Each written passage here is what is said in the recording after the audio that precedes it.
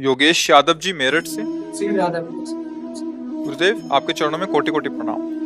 गुरुजी मैं खेती का काम करता हूँ, मेरे कारण मुझसे बहुत से कीड़े मर जाते हैं और कुछ ऐसी दवाइयाँ भी लगानी पड़ती हैं जिससे उन्हें मारना भी पड़ता है। मुझे बहुत दुख होता है। सब बोलते हैं अगर दवाइयाँ नहीं लगाएंगे तो फसल अच्छी कैसे होगी। ठीक बात है। पर जो अतिथि सेवा और साधु सेवा और अन्य जीवों की सेवा बनती है ना, उससे उसके सारे दोष नष्ट हो जाते हैं। जैसे आपके घर में कोई साधु आ गया, कोई अतिथि आ गया, आप उसको भोजन पवाते हैं। इसके बाद फसल में बहुत से पशु पक्षी दाना चुगते हैं। ऐसा नहीं है कि वो पूरी फसल आपको ही मिल जाती है। कुछ न कुछ पक्षी पशु जो उसमें, उससे सुकृत बन जाते हैं।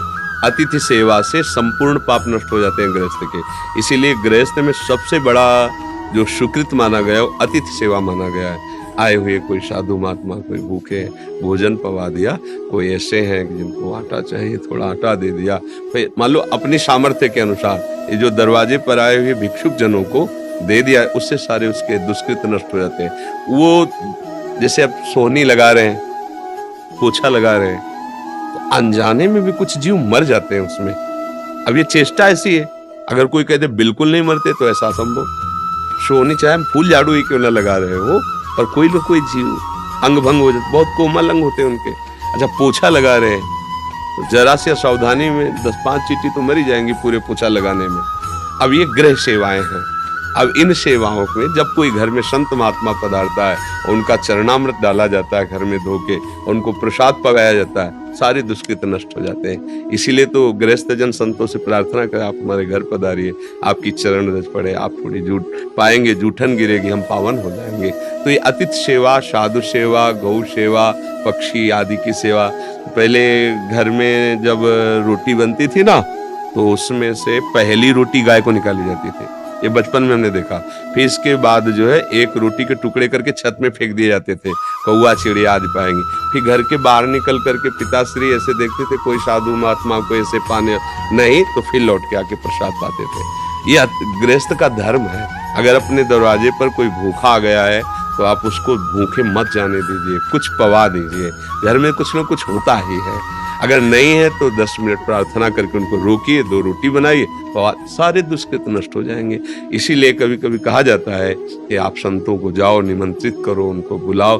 जैसे अब प्रायः संत धाम आदि में ही वास करने लगे, क्योंकि कलिकाल की ऐसी चाल बन गई। तो अब क्या है कि फिर धाम आदि की यात्रा करो।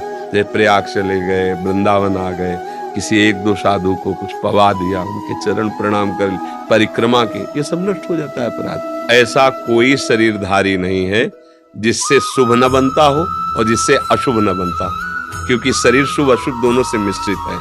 जब हम शरीराभिमान छोड़कर और प्रभु का आश्रय लेकर भजन करते हैं तो शुभ अशुभ दोनों का नाश हो जाता है। शरण निरापक पद रमित सकल अशुभ शुभ नंस, देत सहज निश्चल भगत सुजय जय श्री हरिवंश।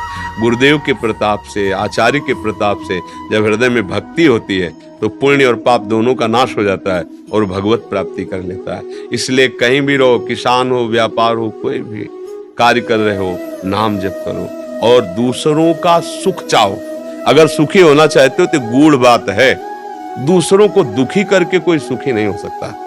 दूसरों को सुख देने की भावना रखो और कुछ ऐसे कर्तव्य कर्म होते ही हैं। अब जैसे पैदल आप चल रहे हैं तो आप क्या समझते हैं कोई जीव हत्या नहीं होती? किससे नहीं होती? आकाश में थोड़ी चलोगे। आप श्वास ले रहे हो, क्या जीव हत्या नहीं हो रही? आपको पता नहीं कितने ऐसे जीवाणु हैं जो अंदर जा रहे हैं। तो ये कुछ प्रक्रियाएं ऐसी हैं जिनमें होता ही है। अब उसके लिए उपाय है, भगवान नाम जप करो। अपनी जानकारी से किसी जीव को हम कष्ट नहीं दे रहे, पर अपने अन्न की रक्षा नहीं करेंगे तो अतिथि सेवा नहीं होगी, परिवार का पोषण नहीं होगा, जीवन नहीं चलेगा। एक किसान खेत पालता, सैकड़ों लोगों के पेट भरते हैं, भले वो अर्थ से खरीदे, अगर वो पैदा ही नहीं करेगा तो तुम्हारा अर्थ थोड़ी खा लोगे। वो उस मेहनत उसकी काम करती है। भले मान लो लाखों रुपया है तो लाखों रुपया खा लोगे क्या? खाओगे तो गेहूं ही। और उस किसान से पूछो जो मेहनत करके 5-6 महीने में फसल तैयार किया, तो उसे कितने लोगों का मंगल हो रहा है। इसलिए किसान को पाप नहीं लगता।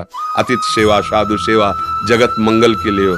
हमारे यहाँ तो भारत में बड़ा जोर का नारा लगा है, जय जवान जय किसान। हाँ, तो आप किसान है तो ये न सोचे कि आपकी भक्ति कमजोर है। नहीं, ये हम बोल तभी पा रहे जब रोटी पा रहे हैं, और रोटी तभी पा रहे जब आप वहाँ गेहूं पैदा कर रहे हैं। अगर आप गेहूं पैदा बंद कर दे तो रोटी कहाँ से मिलेगी? ये बात सर।